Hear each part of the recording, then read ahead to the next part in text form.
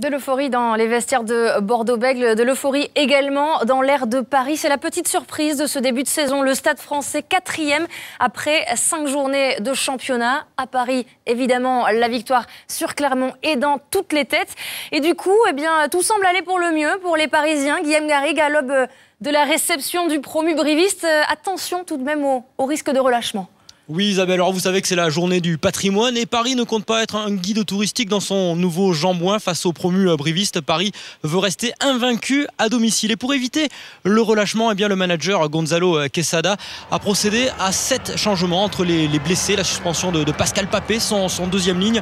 Il y a des nouveautés aujourd'hui, mais en tout cas Paris vise une 4e victoire. En tout début de rencontre, Porrical va ouvrir le score pour le Stade Français, mais c'est Brive qui s'illustre sur ces 10 premières minutes. Une chandelle de Jérôme Filleul sous la pluie. Les conditions de jeu sont très difficiles. Les brivistes récupèrent le ballon. Thomas Sanchou qui va alerter Radiké Diké, le 3 Carrel qui va passer les bras pour son compatriote fidjien Sissako Yamaïbolé, le bulldozer qui une nouvelle fois va traverser le terrain fixé et donner à son ailier fidjien Voratemaya qui va aller se propulser dans l'embut et inscrire le premier essai de la rencontre après arbitrage vidéo. Voratemaya qui marque là l'essai briviste. L'essai est validé puisqu'il n'est pas tenu au sol.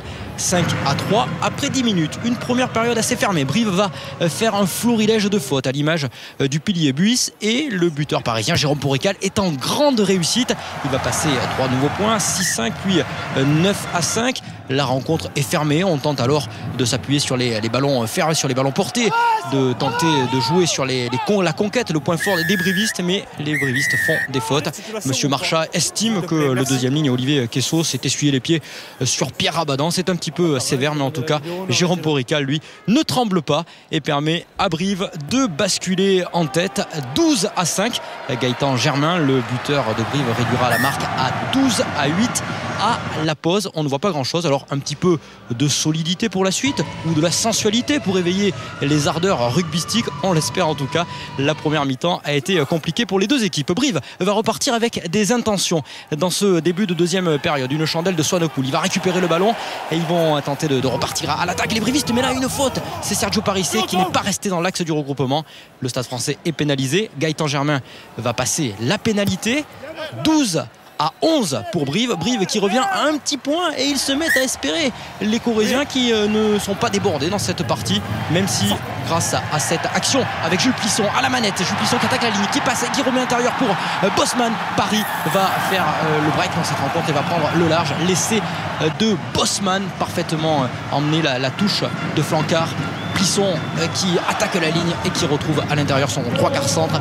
Les pénalités de Porrical, 25-11. Il va rester 10 minutes. Brive va s'appuyer sur ce qui fonctionne depuis un an, à savoir de la solidarité, du courage et des ballons portés qui sont efficaces. On va aller essayer de gratter un point de bonus défensif. Les brivistes vont propulser leur talonneur Guillaume Ribe dans l'embut. L'essai après hésitation sera validé par Cédric Marchat. 25-18. Il reste 5 minutes. 25-18. Paris ne joue pas très bien, ça ne plaît pas à Gonzalo Quesada. Paris peut perdre cette rencontre, peut au moins faire le match nul, 25-25 si les Corésiens marquent un essai. Pour cela, il y a une dernière action. Les Parisiens peuvent s'exposer à un contre. Brive peut également perdre son point de bonus défensif. Jérôme Porrical ne prend pas de risque et va taper en touche. 25-18, c'est le score final. Point de bonus défensif précieux dans la course au maintien pour Brive et victoire pour le Stade Français. Paris ne s'est pas relâché. Ça fait plaisir. Il y a du soulagement pour Pascal Papé qui était suspendu aujourd'hui. C'est un 4e succès pour le Stade Français.